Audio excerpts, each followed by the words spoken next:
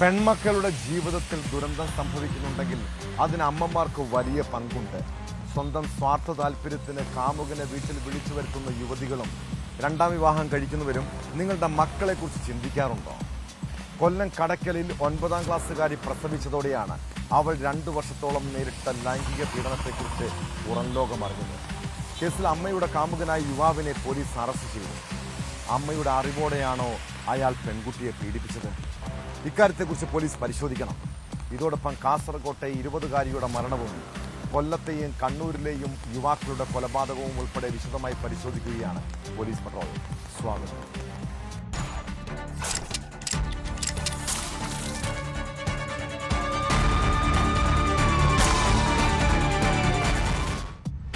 Social media വഴി പരിചയപ്പെട്ട സൗഹൃദം പിന്നീട് അത് വഴിവിട്ട ജീവിതമായി വളർന്നു. അങ്ങനെ കൊല്ലം കടയ്ക്കലിൽ അമ്മയും മകളും മാത്രം താമസിക്കുന്ന വീട്ടിലേക്ക് അപ്രതീക്ഷിതമായി അയാൾ കടന്നുവരുന്നു. കൗമാരക്കാരിയായ പെൺകുട്ടിയെ സ്വന്തം മകളെ പോലെ ആൺസുഹൃത്ത് സ്നേഹിക്കുന്നത് കണ്ടതോടെ അമ്മയ്ക്കും അയാളെ വിശ്വാസമായി. എന്നാൽ ആ വിശ്വാസം മുതലെടുത്ത് കാമുകൻ പെൺകുട്ടിയെ പീഡിപ്പിക്കാൻ തുടങ്ങി. കഴിഞ്ഞ ദിവസം 9ാം ക്ലാസ്സുകാരി പ്രസവിച്ചതോടെയാണ് സംഭവം പുറത്തറിഞ്ഞത്. കടയ്ക്കലിൽ 14കാരി പ്രസവിച്ച കേസിൽ അമ്മയുടെ കാമുകനായ കണ്ണൂർ സ്വദേശിയെ പോലീസ് അറസ്റ്റ് ചെയ്തു. 2 വർഷത്തോളമായി ഇയാൾ ലൈംഗികമായി ചൂഷണം ചെയ്തിരുന്നതായി പെൺകുട്ടി പറയുന്നു. സംഭവത്തിൽ അമ്മയ്ക്ക് അറിവുണ്ടോ എന്നും പോലീസ് അന്വേഷിക്കുന്നുണ്ട്.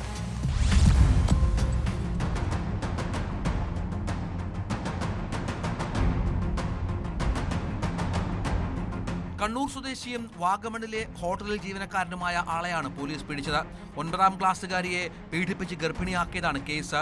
കഴിഞ്ഞ 2 വർഷമായി ഇയാൾ നിരന്തരം പീഡിപ്പിച്ചിരുന്നതായി പെൺകുട്ടി പോലീസിന് മൊഴി നൽകി. അമ്മ വീട്ടിലായ സമയങ്ങളിൽ പ്രതി സ്ഥിരമായി ഉപദ്രവിച്ചിരുന്നതാണ് മൊഴി. പ്രതിയെ ജോലി ചെയ്തിരുന്ന വാഗമണിലെ ഹോട്ടലിൽ നിന്നാണ് പോലീസ് പിടികൂടിയത്.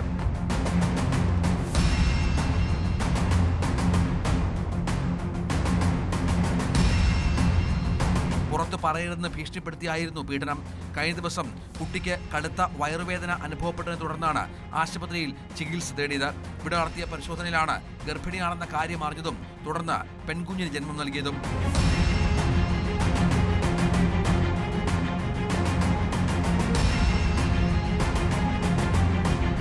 അമ്മയുടെ ആദ്യ ഭർത്താവ് മരിച്ചതിനെ തുടർന്ന് 2ാമത് വിവാഹം കഴിച്ചിരുന്നു.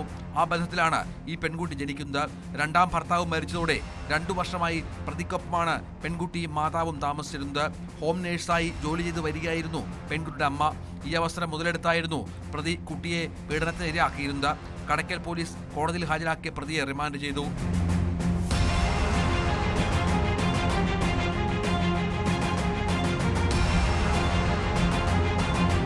ന്യൂസ് 18 കൊട്ടാരക്കര. കൗമാരപ്രായം പിന്നിട്ട് മക്കൾ വളർന്നു വരുമ്പോഴേക്കും മാതാപിതാക്കളുടെ ഉള്ളിൽ വലിയ ആശങ്കയുണ്ടാകും. അവരുടെ പഠനം, ജോലി, ഭാവി ജീവിതം, അങ്ങനെ കുറേ സ്വപ്നങ്ങളും ഉണ്ടാകുമല്ലേ? എന്നാൽ അതിനിടെ കുട്ടികളുടെ ജീവിതത്തിലുണ്ടാകുന്ന പ്രശ്നങ്ങളെക്കുറിച്ച് അച്ഛനമ്മമാർ ശ്രദ്ധിക്കാറുണ്ടോ? അവരുടെ സ്വഭാവത്തിലെ മാറ്റങ്ങൾ പോലും തിരിച്ചറിയാൻ പലർക്കും കഴിയാറില്ല. കാസർഗോഡ് കുറ്റിക്കോലിലെ ഒരു വീട്ടിലുണ്ടായ ദുരന്തം നമുക്കൊക്കെ ഒരു പാഠമാകേണ്ടതാണ്.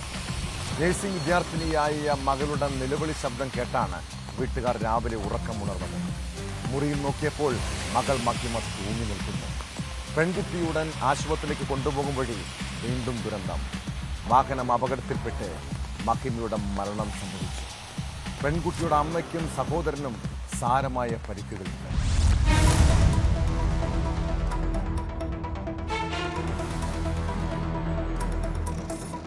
വീട്ടിലെ കിടപ്പുമുറിയിൽ തൂങ്ങിയ നിലയിൽ കണ്ട നഴ്സിംഗ് വിദ്യാർത്ഥിനി മരിച്ച സംഭവം കുറ്റിക്കോൽ ബേത്തൂർപ്പാറ ഗ്രാമത്തെ കണ്ണീരിലാഴ്ത്തി. കുറ്റിക്കോൽ ബേത്തൂർപ്പാറ തച്ചാർകുണ്ട് വീട്ടിൽ പരേതനായ ബാബുവിന്റെ മകൾ 20കാരിയായ മഹിമയാണ് മരിച്ചത്. രാവിലെ 8 മണിയോടെ വീടിനകത്ത് മുറിയിൽ തൂങ്ങിയ നിലയിൽ മഹിമയെ കാണുകയായിരുന്നു. ഈ സമയത്ത് മഹിമയ്ക്ക് ജീവനുണ്ടായിരുന്നുവെന്നാണ് പറയുന്നത്. അമ്മ വനജയും സഹോദരൻ മഹേഷും ഉടൻ തന്നെ മഹിമയെ ആശുപത്രിയിലേക്ക് കൊണ്ടുപോയി. ഇതിനിടെ ഇവർ സഞ്ചരിച്ച കാർ പടിമരുതിൽ അപകടത്തിൽപ്പെടുകയായിരുന്നു. വിവരമറിഞ്ഞ് നാട്ടുകാർ ഇവർ 3 പേരെയും മറ്റൊരു വാഹനത്തിൽ കാസർഗോഡ് ചെർക്കള ആശുപത്രിയിലെത്തിച്ചു. എന്നാൽ അപ്പോഴേക്കും മഹിമ മരിച്ചിരുന്നു.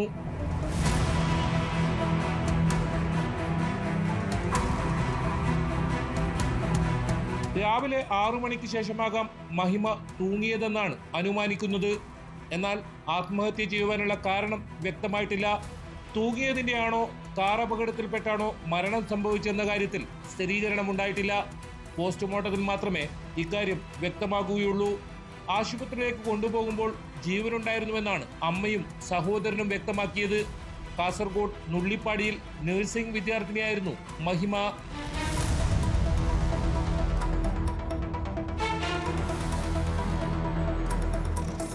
ന്യൂസ് 18 കാസർഗോഡ്. മികച്ച സാമ്പത്തിക ശേഷിയുള്ള കുടുംബം, ഭാര്യയും ഭർത്താവും ഡോക്ടർമാർ. ബംഗളൂരുവിലെ ജനറൽ സർജനായ ഡോക്ടർ മഹേന്ദ്ര റെഡ്ഡിയെയും ത്വക്കുരോഗ വിദഗ്ധയായ ഭാര്യ ഡോക്ടർ കൃതികയെയും എല്ലാവരും അസൂയയോടെ മാത്രമേ നോക്കിയിട്ടുള്ളൂ. പുറമേ കാണുമ്പോൾ സന്തോഷത്തോടെ കഴിഞ്ഞിരുന്ന യുവ ദമ്പതികൾ. അതിനാൽ തന്നെ ഡോക്ടർ കൃതികയുടെ അപ്രതീക്ഷിത വിയോഗം ബന്ധുക്കളെയും സുഹൃത്തുക്കളെയും എല്ലാം കണ്ണീരിലാക്കി. യുവ ഡോക്ടറുടേത് അസ്വാഭാവിക മരണമായിരുന്നുവെങ്കിലും കാരണം വ്യക്തമായില്ല. ഭർത്താവ് ഡോക്ടർ മഹീന്ദ്രയെ ആരും സംശയിച്ചതുമില്ല. എന്നാൽ കൃതികയുടെ കുടുംബത്തിന് തോന്നിയ ചില സംശയങ്ങൾ 6 മാസത്തിന് ശേഷം കൊലപാതകത്തിൻ്റെ ചുരുളഴിച്ചു. ഡോക്ടർ കൃതികയുടെ ശരീരത്തിൽ അനസ്തേഷ്യ മരുന്ന് കുത്തിവെച്ച് കൊലപ്പെടുത്തുകയായിരുന്നുവെന്നാണ് കണ്ടെത്തൽ. കേസിൽ ഭർത്താവ് ഡോക്ടർ മഹീന്ദ്രയെ പോലീസ് അറസ്റ്റ് ചെയ്തു.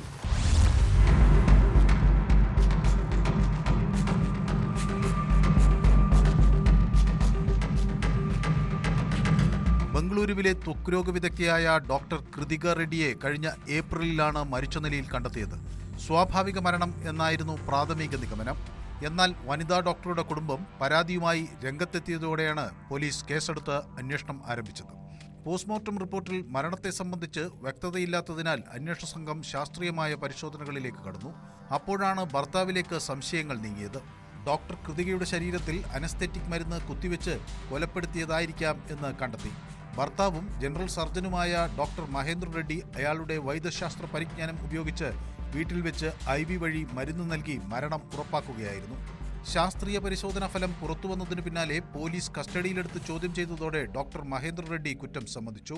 ಆ ವ್ಯಕ್ತಿಗೆ ಎಕ್ಸೆಸ್ ಡೋಸಲ್ಲಿ ಪ್ರೋಪೋಫೋಲ್ ಅಂತ ಅದು ಸೆಡೇಟಿವ್ ಅಂತ ಎನೆಸ್ಥೆಸಿಯಲ್ಲಿ ಯೂಸ್ ಮಾಡ್ತೀವಿ. ಅದರದ್ದು ಪ್ರಪೋರ್ಷನ್ ತುಂಬ ಜಾಸ್ತಿ ಇತ್ತು. ಮತ್ತು ಸಂಬಂಧಪಟ್ಟ FSL ಎಕ್ಸ್ಪರ್ಟ್ಸ್ ಅವರು ಡಾಕ್ಟರ್ಗೆ ಆ ಥರ ಒಪಿನಿಯನ್ ಕೊಟ್ಟು ಡಾಕ್ಟರ್ ಅವರು ಅದಕ್ಕೆ ಕನ್ಫರ್ಮ್ ಮಾಡಿ ಇದು ಡೆತ್ ಡ್ಯೂ ಟು ಎಕ್ಸೆಸ್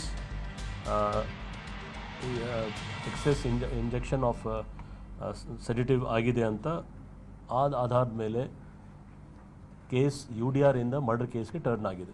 സാമ്പത്തിക പ്രശ്നങ്ങളും ദാമ്പത്യ തർക്കവുമാണ് കൊലയ്ക്ക് പിന്നിലെന്നാണ് പ്രതിയുടെ മൊഴി. സ്വന്തമായി ഒരു ആശുപത്രി തുടങ്ങാനുള്ള പണത്തിനായി ഡോക്ടർ മഹേന്ദ്ര റെഡ്ഡി ഭാര്യയെ നിരന്തരം ഉപദ്രവിച്ചുവെന്ന് ഡോക്ടർ കൃതികയുടെ കുടുംബം ആരോപിക്കുന്നു. ഇതോടൊപ്പം ഭർത്താവിന്റെ അവിഹിത ബന്ധം ചോദ്യം ചെയ്തതും പകയ്ക്ക് കാരണമായി എന്ന് പറയുന്നുണ്ട്. 6 മാസത്തോളം നീണ്ട നിയമ പോരാട്ടത്തിനൊടുവിലാണ് കേസന്വേഷണം ഭർത്താവിലേക്ക് എത്തിയത്. പ്രതിക്കെതിരെ കൊലപാതകം, തെളിവ് നശിപ്പിക്കൽ ഉൾപ്പെടെയുള്ള വകുപ്പുകൾ ചുമത്തിയാണ് കേസ്.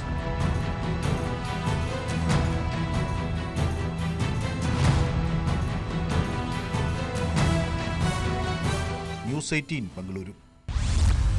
ലഹരിയും പണത്തെ ചൊല്ലിയുള്ള തർക്കവും സൗഹൃദങ്ങളെ പോലും ബാധിക്കാം. ചെറിയ വാക്ക് തർക്കങ്ങളിൽ നിന്നാണ് കൊലപാതകം വരെ അരങ്ങേറുന്നത്. കൊല്ലം ചടയമംഗലത്ത് ബെവറേജസിന് സമീപം അടഞ്ഞുകിടന്ന കള്ളുഷാപ്പിൽ വെച്ചുണ്ടായ പ്രശ്നങ്ങൾ യുവാവിൻ്റെ ജീവനെടുത്തു. ചടയമംഗല സ്വദേശി നൌഷാദിനെ സുഹൃത്ത് തിരുവനന്തപുരം കരകുളം സ്വദേശി ദിജേഷ് തലക്കടിച്ച് കൊലപ്പെടുത്തുകയായിരുന്നു. കേസിൽ പ്രതി ദിജേഷിനെ പോലീസ് അറസ്റ്റ് ചെയ്തു. ഇവർ തമ്മിലുള്ള സാമ്പത്തിക ഇടപാടുകളെക്കുറിച്ചും പോലീസ് പരിശോധിക്കുന്നുണ്ട്.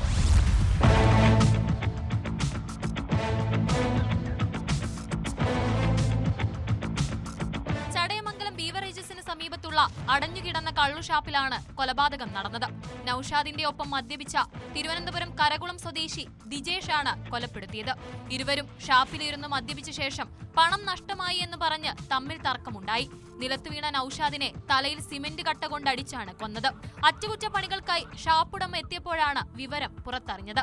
ഞങ്ങൾ രാവിലെ ഇവിടെ വന്നിറങ്ങി ഓടുന്നു. അങ്ങനെ കേട്ട് പേളിലോട്ട് കയറി ചെന്നപ്പം സൗണ്ട് കേട്ട് പേളിൽ ചെന്ന് നോക്കിയപ്പോഴാണ് ഒരു കുളിച്ച് കിടക്കുന്നത് കാണുന്നത്. അപ്പോഴത്തന്നെ ഞങ്ങൾ പോലീസിനെ അറിയിച്ചു. പോലീസുകാർ വന്ന് ഇവരെ എടുത്ത് കൊണ്ടുപോയി ചെയ്തു. നേരത്തെ നമ്മൾ പരിചയമുള്ളൊരു കക്ഷിയാണ് ഇവിടെ വരുന്നതിനായിരുന്നു. ഷാപ്പ് 6-7 മാസം കൊണ്ട് അടഞ്ഞു കിടന്നതാണ്.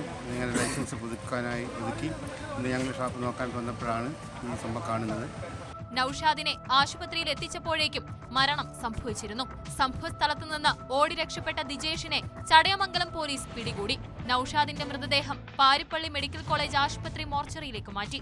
തെളിവെടുപ്പിനും മറ്റ് നടപടിക്രമങ്ങൾക്കും ശേഷം പ്രതിയെ കോടതിയിൽ ഹാജരാക്കും. ദിജേഷിനെ പോലീസ് വിശദമായി ചോദ്യം ചെയ്തു വരികയാണ്. പണം നഷ്ടപ്പെട്ട സാഹചര്യവും പോലീസ് അന്വേഷിക്കുന്നുണ്ട്.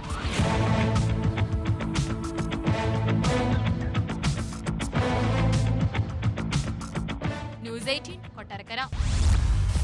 നീന്തൽ അറിയാവുന്ന ഒരാൾ കുളത്തിൽ കാൽ വഴുതി വീണ് മരിക്കുമോ? ഈ ഒരു സംശയമാണ് കണ്ണൂർ നടുവിൽ സ്വദേശി പ്രജുൽ എന്ന യുവാവിനെ കൊലപ്പെടുത്തിയ കേസിന്റെ ചുരുളഴിച്ചത്. മദ്യപാനത്തിനുണ്ടായ തർക്കത്തിനിടെ സുഹൃത്തുക്കൾ ചേർന്ന് പ്രജുലിനെ കുളത്തിലേക്ക് എറിഞ്ഞ് കൊലപ്പെടുത്തിയെന്നാണ് പോലീസ് കണ്ടെത്തൽ. കേസിൽ പ്രതികളായ പോത്തുകുണ്ട് സ്വദേശി മിഥിലാജ്, ഷാക്കിർ എന്നിവരെ അറസ്റ്റ് ചെയ്തു. കഴിഞ്ഞ മാസം 24-നാണ് പ്രജുലിനെ കുളത്തിൽ മരിച്ച നിലയിൽ കണ്ടെത്തിയത്. അതിനുശേഷം സംസ്കാര ചടങ്ങുകളിൽ പ്രതികൾ പങ്കെടുക്കുകയും ചെയ്തിരുന്നു. കൊലപാതകം, ലഹരിക്കടത്തുൾപ്പെടെ നിരവധി കേസുകളിൽ പ്രതികളാണ് പിടിയിലായ 2-അംഗ സംഘം.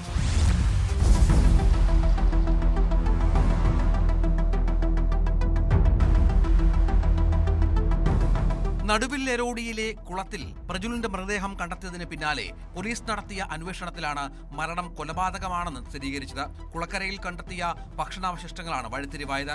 നീന്തൽ അറിയാവുന്ന പ്രജുൽ കുളത്തിൽ വീണ് മരിക്കില്ലെന്ന് മൊഴികളും നിർണായകമായി. പ്രദേശത്ത് CCTV ദൃശ്യങ്ങൾ കേന്ദ്രീകരിച്ച് നടത്തിയ അന്വേഷണത്തിൽ 3 പേരും മദ്യപിക്കുന്ന ദൃശ്യങ്ങൾ കിട്ടി.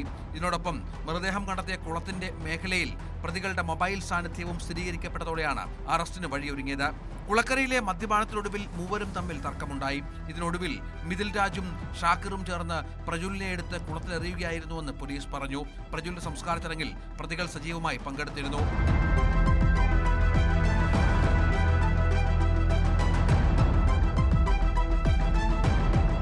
മാസങ്ങൾക്ക് മുൻപ് കഞ്ചാവ് കേസിൽ എക്സൈസ് മിഥിൽ രാജിനെ അറസ്റ്റ് ചെയ്തിരുന്നു. കൊലപാതക ശ്രമം, പോലീസിനെ ആക്രമിക്കൽ അടക്കമുള്ള 10ഓളം കേസുകളിൽ പ്രതിയാണ് ഒളിവിൽ കഴിയുന്നതിനിടെ പിടിയിലായ ഷാക്കിർ എന്ന് പോലീസ് പറഞ്ഞു.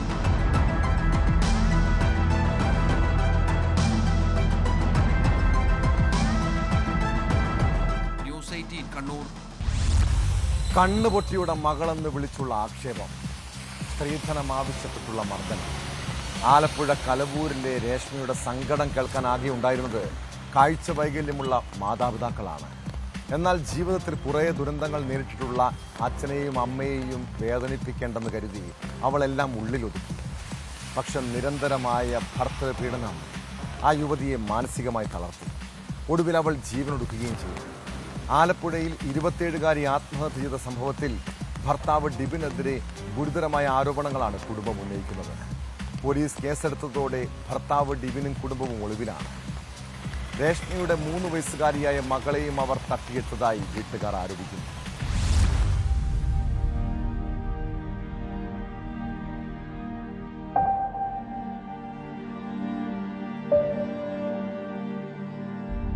മണ്ണഞ്ചേരി കലവൂർ സ്വദേശികളായ ജയരാജും ഷീല ജയരാജും ഭാഗികമായും പൂർണ്ണമായും കാഴ്ചാപരിമിതികളുള്ളവരാണ്. ശാരീരിക വെല്ലുവിളികൾക്ക് മുന്നിൽ പതറി നിൽക്കാതെ പൊരുതിയാണ് ഇരുവരും 2 പെൺമക്കളെ ബിരുദ പഠനം വരെ വിദ്യാഭ്യാസം നൽകി ജോലിയെടുത്ത് ജീവിക്കാൻ പ്രാപ്തരാക്കിയത്. ഒരായുഷ്കാലം മുഴുവൻ കഷ്ടപ്പെട്ട രക്ഷിതാക്കൾ പൊന്നുപോലെ വളർത്തിയെടുത്ത മകളാണ് ഭർതൃഗൃഹത്തിൽ ഒരു ഷാളിൻ തുമ്പിൽ ജീവനൊടുക്കിയത്.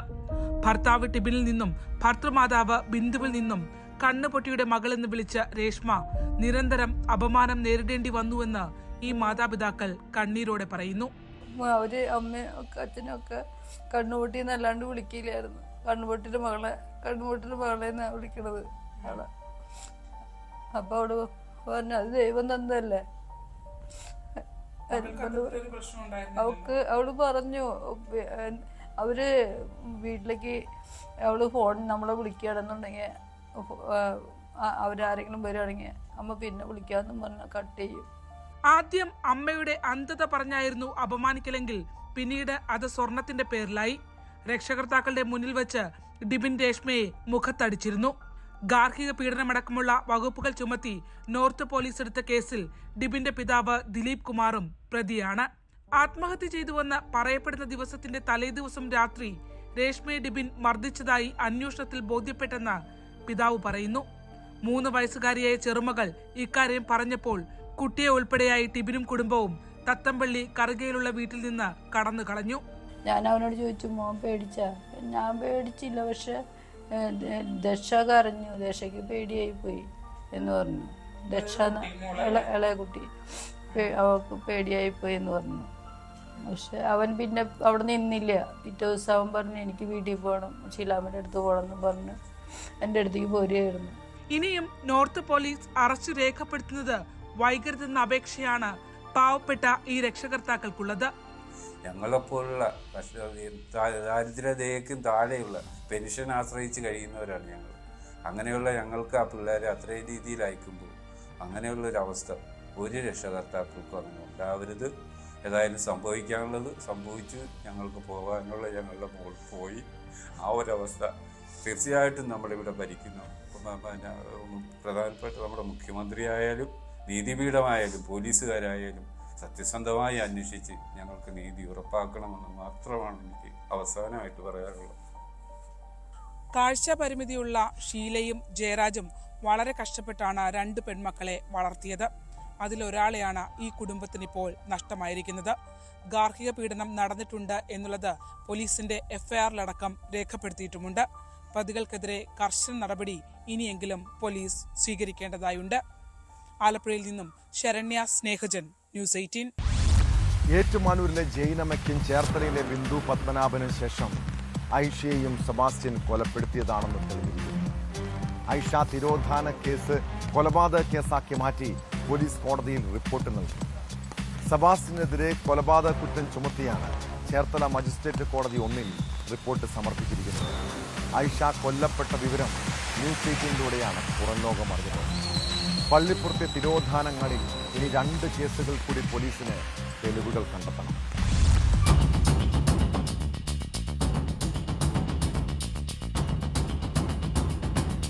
ഐഷ തിരോധാന കേസിൽ ഏറ്റവും നിർണായകമായ ഒരു ചുവടുവയ്പ്പിലേക്കാണ് അന്വേഷണ സംഘം എത്തിയിരിക്കുന്നത്.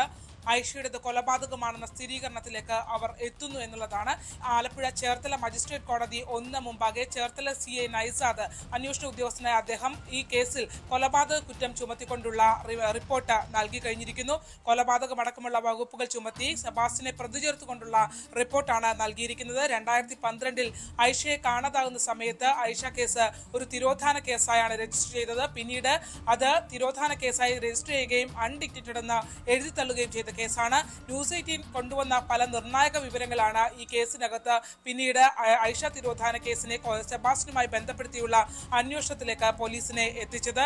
അതിൽ ഐഷയുടെ തിരോധാനത്തിന് പിന്നിൽ സെബാസ്റ്റ്യനാണെന്ന് ന്യൂസ് 18-ലൂടെ സെബാസ്റ്റ്യന്റെ പെൺ സുഹൃത്തായ റോസമ്മ വെളിപ്പെടുത്തിയിരുന്നു. റോസമ്മയുടെ മൊഴി അന്വേഷണ സംഘം രേഖപ്പെടുത്തി. പിന്നാലെ സെബാസ്റ്റ്യനുമായി ബന്ധപ്പെട്ട് ഐഷയുമായി ബന്ധപ്പെട്ടിട്ടുള്ള നിർണായകമായ അവരുടെ ബന്ധത്തെക്കുറിച്ചുള്ള വിവരങ്ങൾ അന്വേഷണ സംഘത്തിന് ലഭ്യമായി എന്നുള്ളതാണ്. ഏറ്റവും പ്രധാനമായി ഏറ്റവും ഒടുവിൽ ന്യൂസ് 18 പുറത്തു കൊണ്ടുവന്ന സംഭവം ഐഷ കാണാതാകുന്ന ദിവസം പോയത് സെബാസ്റ്റ്യന്റെ പള്ളിപ്പുറത്തെ വീട്ടിലേക്കാണെന്ന് സ്ഥിരീകരിക്കുന്ന ഐഷയുടെ സുഹൃത്തും അയൽവാസിയുമായ സ്ത്രീയുടെ മൊഴികളായിരുന്നു. അവർ ന്യൂസ് 18നോട് പറഞ്ഞത് വളരെ നിർണായകമായ പല വിവരങ്ങളും അവർ പറഞ്ഞു. അതിൽ ഏറ്റവും പ്രധാനപ്പെട്ടത് സെബാസ്റ്റ്യനും ഐഷയും തമ്മിലുള്ള ഗാഢമായ ബന്ധത്തെക്കുറിച്ചുള്ള വിവരങ്ങളായിരുന്നു. അതിൽ തന്നെ സെബാസ്റ്റ്യൻ ഐഷയെ മർദ്ദിക്കുന്നതടക്കം താൻ കണ്ടിട്ടുണ്ട്. അവർ വളരെ അടുത്ത ബന്ധമുള്ളവരായിരുന്നു, ഭാര്യ ഭർത്താക്കന്മാരെ പോലെ ജീവിച്ചിരുന്നവരായിരുന്നു എന്നുള്ളതാണ് ഈ സുഹൃത്ത് വ്യക്തമാക്കിയത്. മാത്രമല്ല 1.5 പവൻ സ്വർണത്തിനും 1.5 പവൻ സ്വർണത്തിനും 2.5 ലക്ഷം രൂപയ്ക്കും വേണ്ടിയാണ് ഐഷയെ സെബാസ്റ്റ്യൻ കൊലപ്പെടുത്തിയതെന്നുള്ള നിർണായക വിവരം അവർ പങ്കുവച്ചു.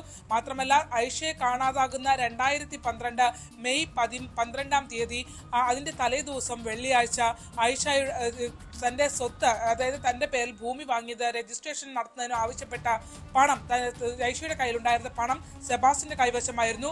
ഈ പണം ആവശ്യപ്പെട്ടുകൊണ്ട് ഐഷയും സെബാസ്റ്റ്യനും തമ്മിൽ തർക്കമുണ്ടായി എന്നുള്ള വിവരവും അവർ വെളിപ്പെടുത്തി. താൻ അതിന് ദൃക്സാക്ഷിയായിരുന്നു.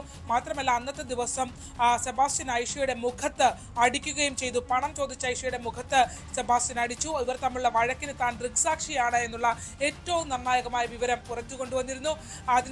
ആ ഒരു സംഭവത്തിന് ശേഷം, അതായത് ഐഷ തിരോധാനത്തിന് ശേഷം 2 തവണ സെബാസ്റ്റ്യൻ തന്നെ നേരിട്ടെത്തി ഐഷയുമായുള്ള ബന്ധത്തെക്കുറിച്ച് പറയുന്നതിന് സംബന്ധിച്ച ഭീഷണിപ്പെടുത്തി കൊലപ്പെടുത്തി എന്നുള്ള വിവരം കൂടി പങ്കുവച്ചു എന്നുള്ളതാണ്. എന്തായാലും വളരെ പ്രധാനപ്പെട്ട വിവരങ്ങളായിരുന്നു പുറത്തു വന്നുകൊണ്ടേയിരുന്നത്. ഓരോ ദിവസവും ന്യൂസ് 18 ആ ഒരു കേസുമായി ബന്ധപ്പെട്ട് നിരവധി അന്വേഷണാത്മക വഴികളിലൂടെ സഞ്ചരിക്കുകയും അക്കാര്യങ്ങൾ പുറത്തു കൊണ്ടുവരികയും ചെയ്തിരുന്നു. ഏറ്റവും ഒടുവിൽ ഇതാ വളരെ സന്തോഷകരമായ ഒരു മാറ്റം ആ കേസിൽ ഉണ്ടായിരിക്കുന്നു എന്നുള്ളതാണ്. സീരിയൽ കില്ലറായ സെബാസ്റ്റ്യനെ ഐഷ കേസിൽ കൂടി പ്രതി ചേർത്തിരിക്കുന്നു എന്നുള്ളതാണ്. അയാളെ ഐഷ കേസിൽ കൂടി നിയമവഴിക്ക് മുന്നിലേക്ക് കൊണ്ടുവരാൻ കഴിഞ്ഞിരിക്കുന്നു. അതിൽ തന്നെ വളരെ പ്രധാനപ്പെട്ടത് സെബാസ്റ്റ്യനെ അടുത്ത ദിവസം അന്വേഷണ സംഘം കസ്റ്റഡിയിൽ വാങ്ങും. പ്രതി ചേർത്ത വിവരം അറിയിച്ചിരിക്കുന്നു. അങ്ങനെ ഐഷ തിരോധാന കേസ് വർഷങ്ങൾക്ക് ശേഷം ഐഷ കൊലപാതക കേസായി മാറിയിരിക്കുന്നു. ആലപ്പുഴയിൽ നിന്നും ശരണ്യ സ്നേഹജൻ, ന്യൂസ് 18.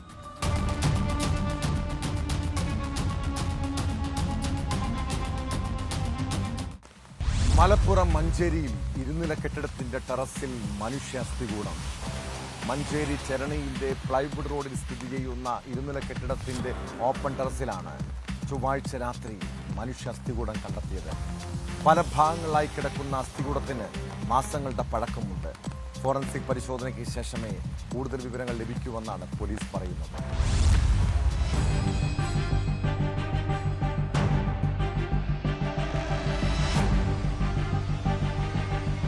കഴിഞ്ഞ ദിവസം രാത്രി കെട്ടിടത്തിന് മുകളിൽ സ്ഥാപിച്ച ഫ്ലെക്സ് ബോർഡുകൾ മാറ്റുന്നതിനായി സ്ഥലത്തെത്തിയ തൊഴിലാളികളാണ് അസ്ഥികൂടം ആദ്യം കണ്ടത്.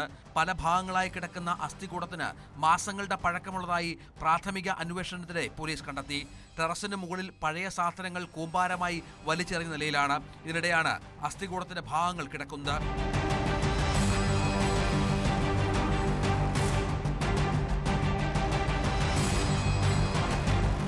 കെട്ടിടത്തിൽ തമിഴ്നാട്ടിൽ നിന്നുള്ള അതിഥി തൊഴിലാളികൾ താമസിച്ചു വരികയായിരുന്നു. മുമ്പ് ഇതേ സ്ഥലത്ത് ഒരു തമിഴ്നാട് കുടുംബവും താമസിച്ചിരുന്നുവെന്ന് പോലീസ് അറിയിച്ചു.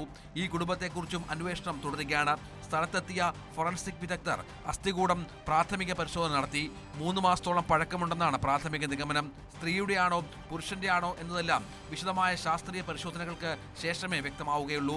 അസ്ഥികൂടവും മറ്റവശിഷ്ടങ്ങളും ശാസ്ത്രീയ പരിശോധനകൾക്ക് വേണ്ടി കൊണ്ടുപോയി. മഞ്ചേരി പോലീസാണ് കേസ് അന്വേഷിക്കുന്നത്.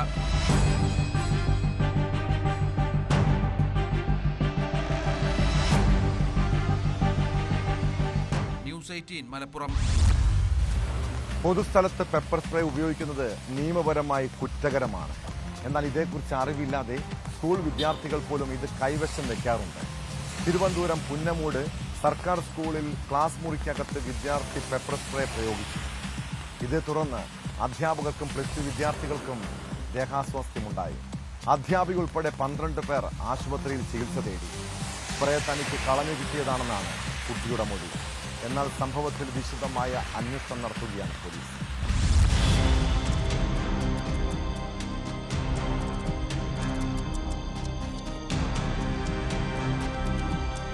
ബാലരാമപുരത്തിന് സമീപം പുന്നമൂട് ഗവൺമെന്റ് ഹയർ സെക്കൻഡറി സ്കൂളിലാണ് സംഭവം. ക്ലാസ് മുറിക്കകത്തായിരുന്നു വിദ്യാർത്ഥിയുടെ മുളക് സ്പ്രേ പ്രയോഗം. ഇടവേള സമയത്ത് പുറത്തുവന്ന +2 വിദ്യാർത്ഥി പിന്നീട് കയ്യിലുണ്ടായിരുന്ന സ്പ്രേ ക്ലാസ്സിൽ വെച്ച് അടിക്കുകയായിരുന്നു. ഈ സമയം അവിടെ ഉണ്ടായിരുന്ന ഇംഗ്ലീഷ് അധ്യാപികയ്ക്കും വിദ്യാർത്ഥികൾക്കും കണ്ണിന് നീറ്റലും അസ്വസ്ഥതയുമുണ്ടായി.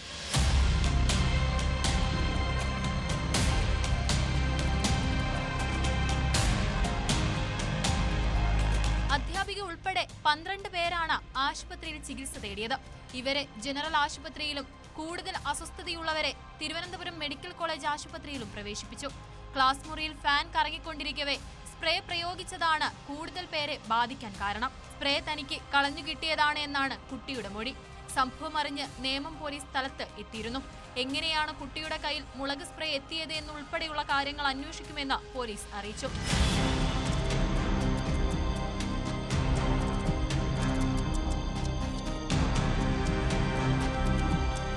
ന്യൂസ് 18 നെയ്യാറ്റിൻകര. ഈ നാട്ടിൽ നിയമം നടപ്പാക്കേണ്ടവരാണ് പോലീസുകാർ. എന്നാൽ ചില ഉദ്യോഗസ്ഥർ കാട്ടിക്കൂട്ടുന്ന പ്രശ്നങ്ങൾ സേനയ്ക്ക് തന്നെ നാണക്കേടാണ്. പാലക്കാട് ഷൊർണൂരിൽ 14 വയസ്സുകാരനെ വനിതാ പോലീസുകാരെ മർദ്ദിച്ച സംഭവത്തെക്കുറിച്ചാണ് പറഞ്ഞു വരുന്നത്. ചേലക്കര പോലീസ് സ്റ്റേഷനിലെ വനിതാ കോൺസ്റ്റബിളായ ജാസ്മിനെതിരെയാണ് കുട്ടിയുടെ രക്ഷിതാവിന്റെ പരാതി. പോലീസുകാരിയുടെ വീട്ടിലേക്ക് അയൽവാസികൾ ആരോ കല്ലെറിഞ്ഞതുമായി ബന്ധപ്പെട്ട തർക്കത്തിനിടെയാണ് 9ാം ക്ലാസ്സുകാരനെ മർദ്ദിച്ചത്. കുടുംബത്തിന്റെ പരാതിയിൽ ഷൊർണൂർ പോലീസ് കേസെടുത്ത് അന്വേഷണം ആരംഭിച്ചിട്ടുണ്ട്.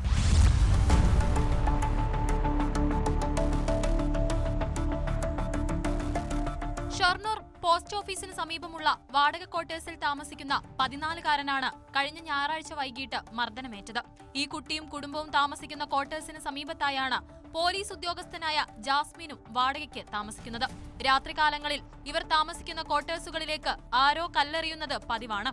ഈ കുറ്റം 14-കാരനുമേൽ ചുമത്തിയാണ് മർദ്ദിച്ചതെന്നാണ് കുട്ടിയുടെ മാതാവ് പറയുന്നത്. ഷോപ്പിൽ നിന്ന് ഇറങ്ങി വൈകുന്നേരത്ത് വീട്ടിലേക്ക് വരുമ്പോൾ എൻ്റെ കുട്ടീനെ അടിച്ചു. ഒരു അടുത്തുള്ള ഒരു സ്ത്രീയാണ്, പോലീസാണ്.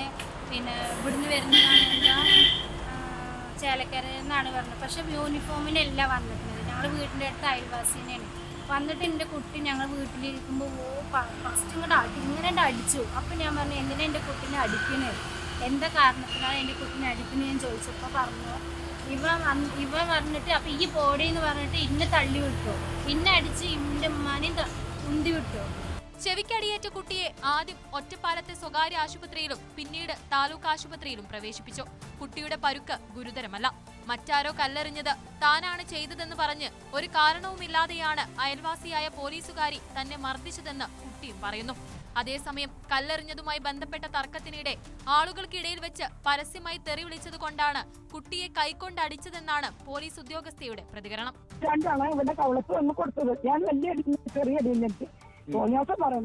ഞാൻ അടിച്ചത്. അപ്പൊ ഇവ പറഞ്ഞു എന്നിട്ട് എന്നോട് പറഞ്ഞു എന്നപ്പോ എന്റെ അവന്റെ ഉമ്മയുടെ പ്രായമുണ്ട് ഞാൻ, മനസ്സിലായ എന്നെ കുനിഞ്ഞു നിന്ന് നീ ഒരു എന്നോടല്ലടി പറഞ്ഞത് കണ്ടിട്ട് ഇവൻ ഞാൻ കുഞ്ഞു വല്ല മാറ്റി പിടിച്ച് വെച്ചു.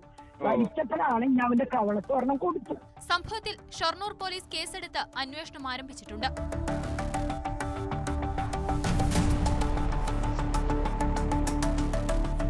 ന്യൂസ് 18 പട്ടാമ്പി. വായ്പാ തിരിച്ചടവ് മുടങ്ങിയാൽ അത് തിരിച്ചു പിടിക്കാൻ ബാങ്ക് അധികൃതർ പല നടപടികളും സ്വീകരിക്കാറുണ്ട്. ജപ്തിയിലേക്ക് കടക്കുന്നതിന് മുൻപ് വീട്ടുകാർക്ക് നോട്ടീസ് അയക്കും. അതിന് മറുപടി നൽകിയില്ലെങ്കിൽ നേരിട്ട് വീട്ടിലെത്തും. കഴിഞ്ഞ ദിവസം കൊല്ലത്ത് വായ്പാ കുടിശ്ശിക അന്വേഷിക്കാൻ എത്തിയതാണ് SBI ജീവനക്കാരിയായ ആൽഫിയ. എന്നാൽ കടമെടുത്തയാളുടെ മകൻ യുവതിയെ ആക്രമിച്ചു.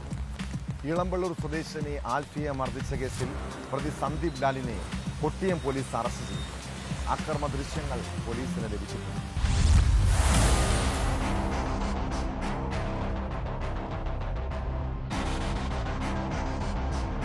പ്രതിയായ സന്ദീപിന്റെ പിതാവ് SBIയുടെ കണ്ണനല്ലൂർ ശാഖയിൽ നിന്നും ലോൺ എടുത്തിരുന്നു. നിരവധി തവണകൾ മുടങ്ങിയതോടെയാണ് ഇതേക്കുറിച്ച് അന്വേഷിക്കാൻ ബാങ്ക് ജീവനക്കാരി എത്തിയത്. ഈ സമയം സന്ദീപിന്റെ പിതാവ് വീട്ടിലുണ്ടായിരുന്നില്ല. ബാങ്ക് നടപടിക്രമങ്ങൾ സംസാരിച്ചു നിന്നപ്പോൾ ഇരുവരും തമ്മിൽ വാക്കേറ്റമായി. ഒടുവിൽ കയ്യാങ്കളിയിലുമെത്തി.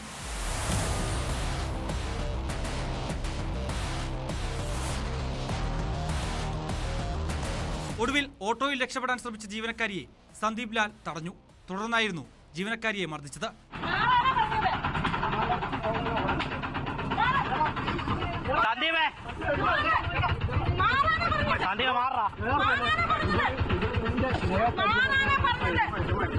മർദ്ദനമേറ്റ ആൽഫിയ സ്വകാര്യ ആശുപത്രിയിൽ ചികിത്സ തേടി.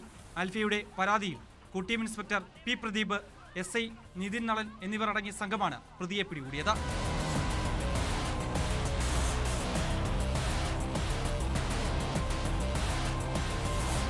എന്നാൽ ബാങ്ക് ജീവനക്കാരി തന്റെ മുഖത്തടിച്ചതുകൊണ്ടാണ് താൻ മർദ്ദിച്ചതെന്ന് സന്ദീപ് ലാൽ പോലീസിന് മൊഴി നൽകി.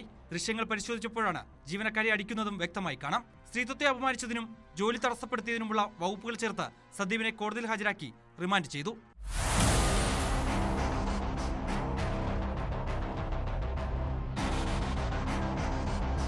ന്യൂസ് 18 കൊട്ടാരക്കര.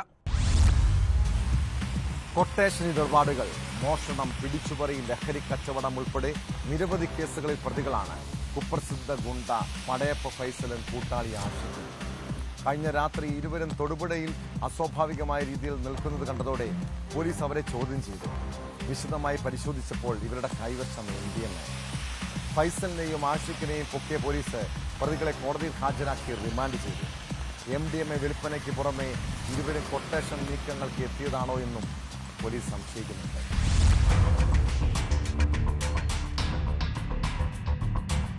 കൊച്ചി സ്വദേശികളായ പടയപ്പ ഫൈസലും ആഷിഖും സംസ്ഥാനത്തുടനീളം ഒട്ടേറെ കുറ്റകൃത്യങ്ങളിൽ ഏർപ്പെട്ടവരാണ്. എന്നാൽ പല കുറ്റകൃത്യങ്ങളിലും ഇവരുടെ പേരിൽ കേസ് രജിസ്റ്റർ ചെയ്തിട്ടില്ല. കഴിഞ്ഞ ദിവസം രാത്രി തൊടുപുഴ പ്രൈവറ്റ് ബസ് സ്റ്റാൻഡിലെത്തിയപ്പോഴാണ് ഇരുവരും പോലീസ് പിടിയിലായത്. MDMA വിൽക്കുന്നതിനാണ് ഇരുവരും എത്തിയതെന്ന് പോലീസ് പറയുന്നു. രാത്രി 12 മണിയോടെ പ്രൈവറ്റ് സ്റ്റാൻഡിൽ ഇരുവരും ചുറ്റിപ്പറ്റി നടക്കുന്നതായി വിവരം ലഭിച്ചതോടെ തൊടുപുഴ പോലീസ് എത്തി ഇവരെ ഓടിച്ചിട്ട് പിടികൂടുകയായിരുന്നു. തുടർന്ന് നടത്തിയ ദേഹപരിശോധനയിൽ 4.18 ഗ്രാം MDMAയും രാസഗുളികകളും കണ്ടെടുത്തു. നമ്മൾ പ്രൈവറ്റ് ബസ് സ്റ്റാൻഡ് ഭാഗത്തു നിന്നാണ് അവരെ അറസ്റ്റ് ചെയ്തത്. ജില്ലാ പോലീസ് മേധാവിയുടെ കർശന നിർദ്ദേശമുണ്ടായിരുന്നു. ഈ മയക്കുമരുന്ന് സംഘങ്ങൾക്കെതിരെ കർശനമായ നടപടി സ്വീകരിക്കുന്നുണ്ട്. അതിൻ്റെ അടിസ്ഥാനത്തിൽ കഴിഞ്ഞ ദിവസം SI കണ്ണനും പാർട്ടിയും രാത്രിയിൽ പെട്രോളിംഗ് നടത്തി വരികയാണ് ഈ പ്രതികളിലേക്ക് നമ്മൾ എത്തിച്ചേർന്നത്. അപ്പം പോലീസിനെ കണ്ടുകൊണ്ട് ഇവർ ബൈക്കിൽ നിന്ന് ഓടാൻ ശ്രമിച്ചു. അപ്പം അവരും കൂടെയുണ്ടായിരുന്ന മറ്റു പോലീസ് ഉദ്യോഗസ്ഥരും SIയും കൂടെ അയാളെ തടഞ്ഞു നിർത്തി ചോദ്യം ചെയ്തപ്പോൾ ഇയാൾ നമുക്ക് വാസ്തവവിരുദ്ധമായ കാര്യങ്ങളാണ് നമ്മളോട് സംസാരിച്ചത്. പടയപ്പ് ഫൈസൽ എറണാകുളത്തെ പ്രധാന MDMA കച്ചവടക്കാരനാണെന്ന് പോലീസ് പറയുന്നു. കൂടാതെ വിവിധ കേസുകളിൽ പ്രതിയാണ്. ഫോർട്ട് കൊച്ചി പോലീസ് സ്റ്റേഷനിൽ ഉൾപ്പെടെ ഇയാൾക്കെതിരെ കേസുണ്ട്. ആഷിക്കിന് 248 കിലോഗ്രാം കഞ്ചാവ് കടത്തിയതിന് കുറുപ്പമ്പടി പോലീസ് സ്റ്റേഷനിൽ കേസുണ്ട്. 21 മാസം റിമാൻഡിന് ശേഷമാണ് ഇയാൾ പുറത്തിറങ്ങിയത്. തോപ്പുംപടി പോലീസ് സ്റ്റേഷനിലും ഇയാൾക്കെതിരെ കേസുണ്ട്. മാല മോഷ്ടിക്കൽ ഉൾപ്പെടെയുള്ള കേസുകളിൽ ഇയാൾ പ്രതിയാണ്. ഇരുവരും തൊടുപുഴ കേന്ദ്രീകരിച്ച് MDMA വിൽപ്പനയ്ക്ക് എത്തിയതാണെന്ന് പോലീസ് കരുതുന്നു. എന്നാൽ കൊട്ടേഷൻ ഉൾപ്പെടെയുള്ള പ്രവൃത്തികൾക്കായി എത്തിയതാണോ എന്ന സംശയവും പോലീസിനുണ്ട്. ഇരുവരെയും വിശദമായി ചോദ്യം ചെയ്തെങ്കിലും പ്രതികൾ സഹകരിക്കാൻ തയ്യാറായില്ലെന്ന് പോലീസ് പറയുന്നു. കോടതിയിൽ ഹാജരാക്കിയ പ്രതികളെ കസ്റ്റഡി അപേക്ഷ നൽകി വീണ്ടും ചോദ്യം ചെയ്യാനാണ് പോലീസിന്റെ നീക്കം. ന്യൂസ് 18 തൊടുപുഴ. നമ്മുടെ നാട്ടിൽ അംഗപരിമിതരോ രോഗാവസ്ഥയിലുള്ളവരോ താമസിക്കുന്നുണ്ടെങ്കിൽ അവരെ സഹായിക്കാൻ സന്മനസ്സുള്ള അയൽവാസികളുണ്ടാകും. എന്നാൽ അങ്ങനെ ദുരിതം അനുഭവിക്കുന്നവരെ പോലും കൊള്ളയടിക്കുന്ന മനുഷ്യരെക്കുറിച്ച് അറിയണം. മലപ്പുറം മഞ്ചേരിയിൽ കാഴ്ചയില്ലാത്ത വയോധികയെ ആക്രമിച്ച് സ്വർണം കവർന്നത് അയൽവാസിയായ സ്ത്രീയും മകളും ചേർന്നാണ്. കേസിൽ മഞ്ചേരി സ്വദേശി ജസീറിയെ പോലീസ് അറസ്റ്റ് ചെയ്തു. സ്വർണം കവരാൻ കൂട്ടുനിന്ന ഇവരുടെ മകൾക്കായി അന്വേഷണം ഊർജിതമാക്കിയിരിക്കുകയാണ് പോലീസ്.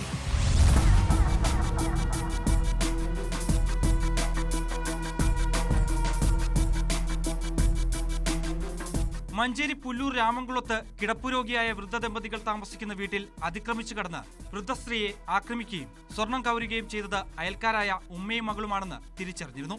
പുല്ലൂർ സ്വദേശി അച്ചിപ്പറമ്പൻ വീട്ടിൽ ജസീറമോൾ എന്ന 47-കാരിയും മകളുമാണ് കവർച്ച നടത്തിയത്. ഇതിൽ കവർച്ചയ്ക്ക് നേതൃത്വം നൽകിയ ജസീറമോളെ പോലീസ് അറസ്റ്റ് ചെയ്തു.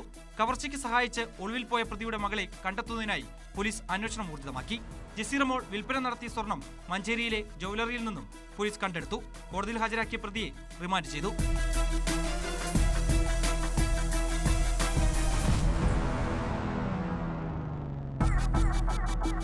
ഇക്കഴിഞ്ഞ ആഗസ്റ്റ് 8-നാണ് രാമൻകുളത്ത് കിടപ്പുരോഗിയായ തോമസ് ബാബുവും ഭാര്യ സൗമിനിയും താമസിക്കുന്ന വാടക വീട്ടിലേക്ക് ജസീറയും മകളും അതിക്രമിച്ചു കടന്ന് മോഷണം നടത്തിയത്. ഉച്ചസമയത്ത് ഇരുവരെയും പരിചരിക്കുന്ന സ്ത്രീ സ്വന്തം വീട്ടിൽ പോയ സമയത്തായിരുന്നു സംഭവം. ഒറ്റയ്ക്ക് കിടക്കുകയായിരുന്ന കാഴ്ചയില്ലാത്ത സൗമിനിയുടെ കൈകൾ പിടിച്ചുവെച്ചും ശബ്ദമുണ്ടാക്കിയപ്പോൾ മുഖം പൊത്തിയും 1 പവൻ തൂക്കം വരുന്ന സ്വർണ്ണക്കമ്മലുകൾ കവരുകയായിരുന്നു. മലപ്പുറം DSP KM ബൈജുവിന്റെ നേതൃത്വത്തിലുള്ള പ്രത്യേക അന്വേഷണ സംഘമാണ് കവർച്ച നടത്തിയവരെ തിരിച്ചറിഞ്ഞത്. Manjeri police inspector Prathap Kumar, SI Naveen Shaj എന്നിവരുടെ നേതൃത്വത്തിൽ SI അശ്വതി കുന്നത്ത്, ASI പ്രീതി, CPOമാരായ റിയാസ് K, രേഷ്മ, പ്രത്യേക അന്വേഷണ സംഘത്തിലെ ഉദ്യോഗസ്ഥരായ ദിനേശ് ഇരുപ്പക്കണ്ടൻ, മുഹമ്മദ് സലീം പൂവത്തി എന്നിവരടങ്ങിയ സംഘമാണ് പ്രതിയെ പിടികൂടിയത്. ജസീറയും മകളും കൂടുതൽ കവർച്ചകൾ നടത്തിയിട്ടുണ്ടോ എന്നും പോലീസ് അന്വേഷിക്കുന്നുണ്ട്.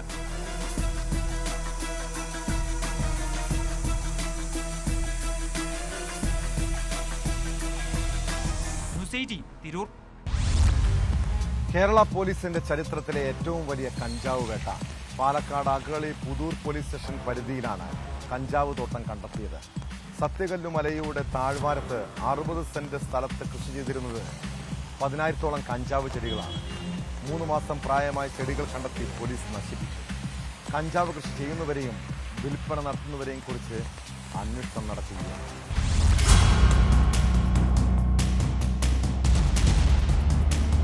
അഗളിപുത്തൂർ പോലീസ് സ്റ്റേഷൻ പരിധിയിലാണ് വൻതോതിൽ കഞ്ചാവ് കൃഷി നടന്നിരുന്നത്. സത്യക്കല്ലുമലയുടെ താഴ്വാരത്ത് 60 സെന്റ് സ്ഥലത്തുള്ള 3 മാസം പ്രായമായ 10,000-ഓളം കഞ്ചാവ് ചെടികൾ കണ്ടെത്തി നശിപ്പിച്ചു. കേരള തീവ്രവാദ വിരുദ്ധ സേനയും പാലക്കാട് ജില്ലാ ലഹരി വിരുദ്ധ സേനയും പുത്തൂർ പോലീസും ചേർന്നാണ് റെയ്ഡ് നടത്തിയത്. കാട്ടിലൂടെ ഏകദേശം 5 മണിക്കൂറോളം യാത്ര ചെയ്താണ് പോലീസ് ഇവിടെ എത്തിച്ചേർന്നത്. അട്ടപ്പാടിയിൽ വാണിജ്യാടിസ്ഥാനത്തിൽ വൻതോതിൽ കഞ്ചാവ് കൃഷി നടത്തുന്നുണ്ടെന്ന വിവരത്തെ തുടർന്നായിരുന്നു റെയ്ഡ്. കൃഷി ചെയ്യുന്നവരെക്കുറിച്ചും വിൽപ്പന നടത്തുന്നവരെക്കുറിച്ചും അന്വേഷണം നടക്കുകയാണ്. കേരള പോലീസിന്റെ തന്നെ ഏറ്റവും വലിയ കഞ്ചാവ് കൃഷി വേട്ടകളിൽ ഒന്നാണിത്. കേരള ATS DIG കുട്ട വിമലാദിത്യയ്ക്ക് ലഭിച്ച വിവരം പാലക്കാട് ജില്ലാ പോലീസ് മേധാവി അജിത് കുമാറിന് കൈമാറിയതിനെ തുടർന്നായിരുന്നു റെയ്ഡ് നടത്തിയത്.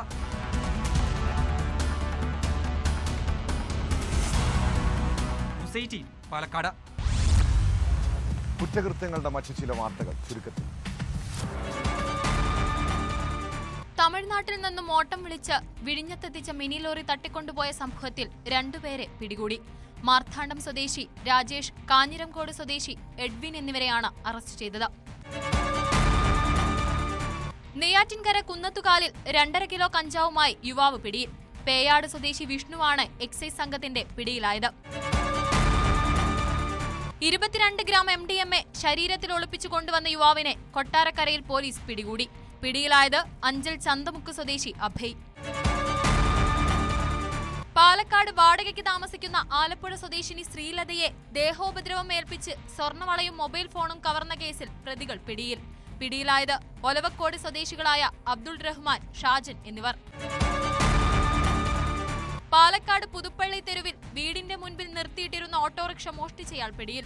മണപ്പാടം സ്വദേശി ഷിജു എന്ന രാജിയെയാണ് ടൗൺ സൗത്ത് പോലീസ് അറസ്റ്റ് ചെയ്തത്.